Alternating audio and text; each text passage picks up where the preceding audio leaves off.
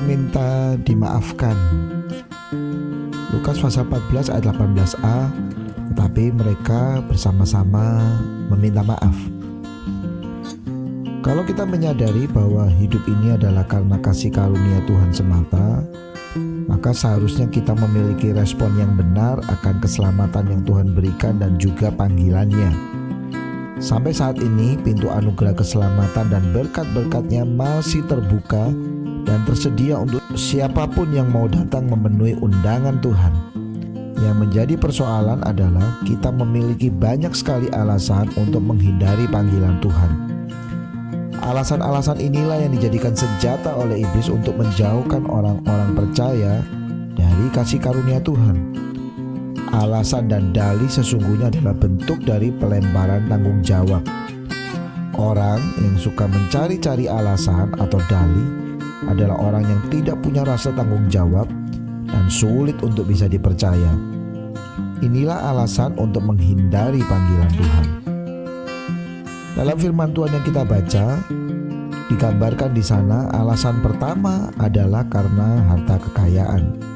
Lukas pasal 14 ayat 18. Tetapi mereka bersama-sama meminta maaf.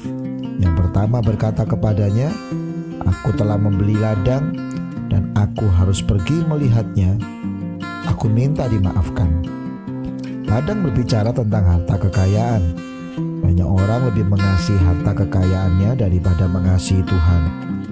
Hatinya melekat kepada harta dan tidak lagi kepada Tuhan.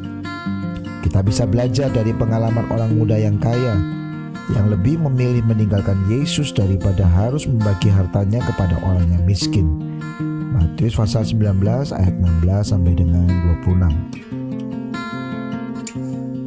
Alasan kedua adalah karena pekerjaan. Lukas pasal 14 ayat 19.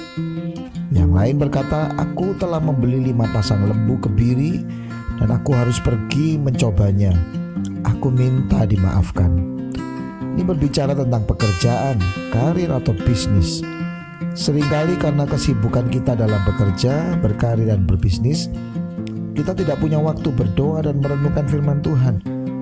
Jam-jam ibadah biasanya juga kita abaikan. Ketaatan kita kepada Tuhan harus menjadi prioritas utama. Matius 6 ayat 33, "Tetapi carilah dahulu kerajaan Allah dan kebenarannya, maka semuanya itu akan ditambahkan kepadamu." Alasan yang ketiga adalah karena keluarga. Lukas pasal 14 ayat yang ke-20. Yang lain berkata, "Aku baru kawin dan karena itu aku tidak dapat datang." Keluarga adalah orang-orang yang sangat kita kasihi. Suami, istri, dan anak-anak adalah bagian hidup kita.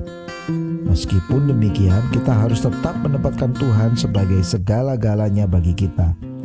Matius 10 ayat yang ke-37. "Barang siapa mengasihi bapa dan ibunya lebih daripadaku, ia tidak layak bagiku.